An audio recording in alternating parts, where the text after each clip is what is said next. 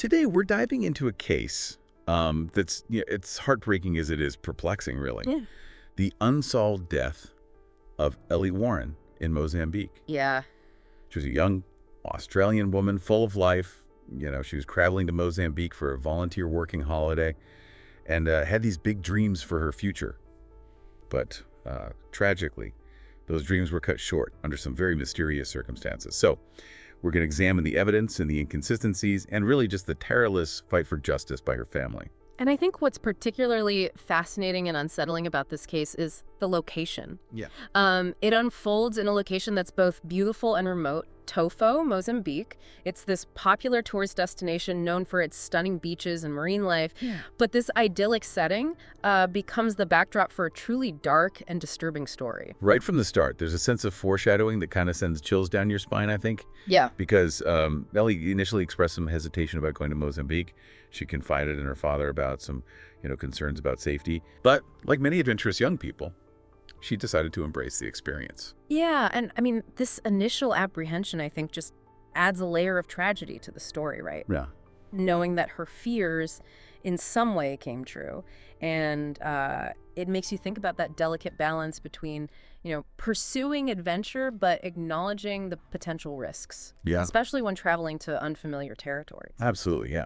So Ellie arrives in Mozambique in September 2016, ready to embark on this 6-week volunteer program with Africa Underwater. Mm-hmm.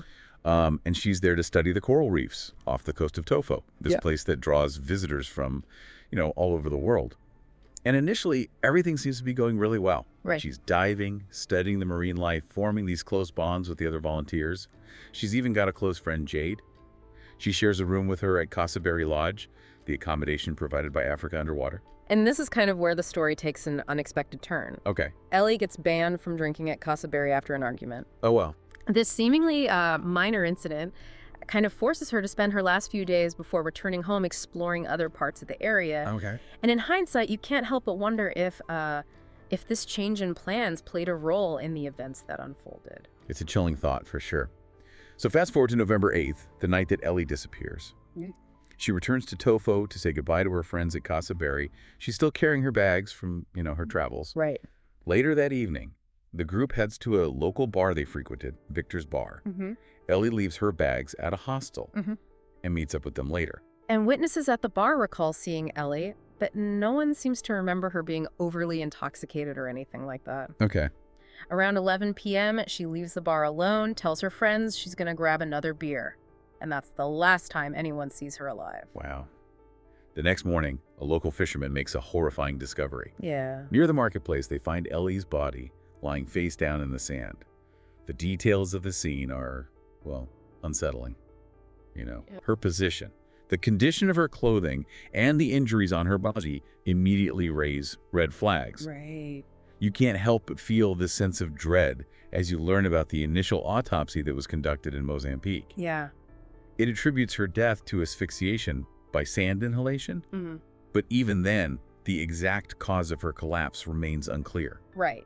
And so adding to this mystery, an Australian man named Blake Gray is sent by the government to gather information. Oh, okay. He speaks with locals, including a man named Steve who works at Perry Divers. He was one of the first people on the scene. Okay. And Steve is adamant that Ellie was murdered. Really? He points to the way the sand was packed in her mouth, almost like concrete, as evidence of foul play. Wow.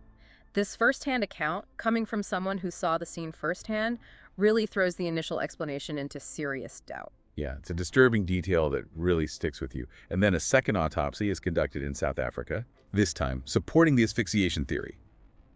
But there's a catch. The compacted sand in Ellie's airways raises even more questions. It just doesn't seem possible that she could have inhaled it accidentally, Right. This image of sand packed so tightly it resembles concrete it's hard to shake. It suggests this deliberate act, possibly even a violent struggle. And this is where the investigation takes a pivotal turn. An Australian federal police investigator, N.L. Scruton, travels to Mozambique to examine the crime scene and Ellie's body. His discovery is a bombshell. Okay. The sand in Ellie's mouth doesn't match the sand at the crime scene. What? This completely contradicts the initial reports, and it suggests this horrifying scenario. Ellie was killed elsewhere, and her body was moved. So here we have this young woman found dead in a foreign country. Mhm. Evidence suggests a possible struggle, her body being deliberately moved. Yet a third autopsy is conducted in Australia, and despite finding sand in her airways, they can't definitively prove murder. The cause of death remains undetermined. Yeah. It's a frustrating development in the case. It's incredibly perplexing. You have mounting evidence suggesting foul play, yet the official cause of death remains ambiguous. It just raises the question, what are the authorities missing? Right. And more importantly, why is there this hesitation to definitively declare it a murder? The ambiguity surrounding Ellie's death is really just a cruel twist for her family.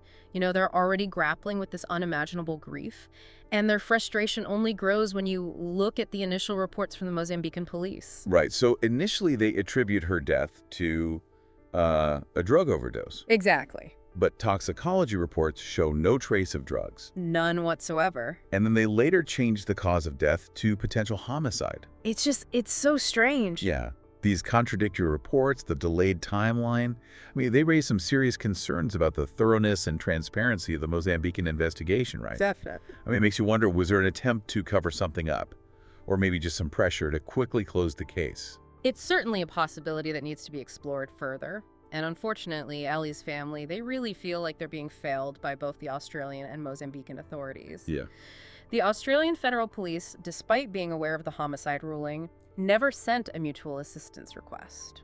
Can you explain what a mutual assistance request is for our listeners who may not be familiar with the term and why it's so important in this case? Sure, yeah. It's essentially a formal way for one country to ask another for help in a criminal investigation. Okay. So in this case, it would allow Australian authorities to officially participate in the Mozambican investigation, share information, potentially even gather evidence. The fact that this wasn't done really raises questions about the level of cooperation between the two countries. So Ellie's father, Paul Warren, he was driven by grief and this burning desire for justice. He takes matters into his own hands. He travels to Mozambique, retraces his daughter's steps, speaks with the locals. His determination to uncover the truth is truly remarkable. It just speaks to the deep love he had for his daughter and the frustration that he felt with the official investigations. He's essentially taking on the role of detective, trying to piece together the puzzle that the authorities seem to be struggling with. And in his search for answers, he uncovers even more inconsistencies. Right. He obtains a new photograph of Ellie's body. It reveals a torn blouse, again suggesting this possible violent struggle. He speaks with two locals who saw Ellie's body in a different position than the official crime scene photos, Right. adding another layer of doubt to the official narrative. Yeah, these discrepancies, along with this new photograph, really lend more credence to the theory that the crime scene was staged, right? Just begs the question, why would someone go to such lengths to manipulate the scene? What were they trying to hide? And then there's this shocking revelation. Paul meets with the officer in charge of Ellie's case in Tofo, and the officer admits something startling. He says that Ellie was likely murdered elsewhere, and her body was moved. This confirms what investigator Scruton had found years earlier, but it was never revealed to the family. So they knew all along. Yeah. That's huge. This admission is really a major turning point in the case. It confirms that the Mozambican police, they were aware of these inconsistencies all along, yet they failed to act on them or even inform the Australian authorities. This fuels the suspicion that there was a deliberate attempt to misdirect the investigation, possibly to protect someone or something. Paul is rightfully outraged by this revelation, and he confronts the Australian Federal Police, demanding answers. But instead of addressing his concerns, they warn him about sending mass emails. They claim it could compromise the diplomatic process. That's a tough one. I know, it's so disheartening. It reinforces the feeling that the Australian authorities are more concerned with maintaining appearances than pursuing justice for Ellie. Yeah. They seem to be prioritizing diplomacy over a thorough investigation into the death of one of their citizens. The Warren family is essentially left to navigate this complex and frustrating situation alone. But Paul, he refuses to give up. He continues to push for answers. And in 2021, he receives a tip about a powerful figure in Tofo's criminal underworld known as Tony. So this opens up a new and potentially very dangerous line of inquiry. Yeah. It suggests a possible connection between Ellie's death and organized crime in the area, which adds, a layer of complexity and danger to the investigation. So Paul, Along with a German private investigator, they launched this undercover sting operation to gather information about Tony. They hire a woman to infiltrate his circle, hoping to obtain a confession or evidence linking him to Ellie's death. It's risky, but it just highlights the lengths to which Paul is willing to go to uncover the truth. They managed to record several conversations with Tony, but none of them directly mention Ellie. As the operation progresses, though, the woman involved, she becomes increasingly fearful of Tony's unpredictable and kind of paranoid behavior. Yeah, I can imagine. Concerns for her safety grow, and Paul and the investigator make the difficult decision to call off the operation before they can obtain concrete evidence linking Tony to Ellie's death. It's just a reminder that, while the pursuit of justice is crucial, the safety of those involved must always be paramount. Absolutely. Sometimes, even in the pursuit of justice, you have to prioritize the well-being of those who are helping you, especially when dealing with individuals who could pose a significant threat. In a positive turn of events, Ellie's mother hires a lawyer in Mosmbeek in 2021, forcing the authorities to reopen the case. And this leads to a significant development. The Mozambican authorities officially rule Ellie's death a homicide. Final. They even identify potential suspects, but they claim there isn't enough evidence to make any arrests. It's a victory for the Warren family, but, it's bittersweet. Yeah. It acknowledges that Ellie was murdered, but it doesn't offer a clear path toward holding her killer or killers accountable. Then in December 2023, an Australian inquest into Ellie's death concludes. The coroner acknowledges the possibility of homicide, but refuses to officially rule it as murder, citing a lack of definitive proof. This decision is just a major blow to the Warren family's pursuit of justice. Oh, wow. Despite the overwhelming evidence suggesting foul play, including the differing sand in Ellie's airways, inconsistencies in the crime scene, the Australian authorities hesitate to formally declare her death a murder. This lack of a definitive ruling, this really weakens the case abroad and makes it less likely that the Mozambican authorities will actively pursue suspects. It also raises questions about why there seems to be this reluctance to formally acknowledge Ellie's death as a murder, even when the evidence points in that direction. It's so frustrating. And to add to the frustration, the mutual assistance request, that would allow Australian authorities to formally assist in the investigation, still hasn't been sent, even as of February 2025. The lack of cooperation between the two countries is a significant obstacle in this case. It highlights the challenges of navigating international legal systems and the complexities of seeking justice for a crime committed abroad. It's just a harsh reality for families like the Warrens, who are left feeling like they're fighting an uphill battle against bureaucratic roadblocks and a lack of international cooperation. It's just tragic. Yeah. Ellie's case, it remains unsolved. Her killer, or killers, are still out there, and her family continues to fight for answers. Paul Warren, he remains dedicated to uncovering the truth, driven by the memory of his daughter and this belief that justice, however delayed, must be served. Yeah, his dedication is it's a testament to the power of a parent's love and the unwavering pursuit of justice, even when faced with, seemingly insurmountable obstacles. Ellie's case is incredibly complex, with these twists and turns and dead ends at every corner. But it also compels us to ask some tough questions, right? What does it mean to travel safely in a world where danger can lurk, even in these seemingly idyllic destinations like Tofo? Yeah. How can we better ensure justice for victims when crimes occur across international borders? It's a sobering reminder that even in this age of globalization and interconnectedness, seeking justice across borders can be incredibly challenging. Different legal systems, varying levels of cooperation between authorities, cultural differences, they can create some pretty significant roadblocks for families seeking answers and accountability. It raises questions about the responsibility of travel companies and organizations that operate in developing countries. Right. What measures do they have in place to ensure the safety and well-being of their volunteers or tourists?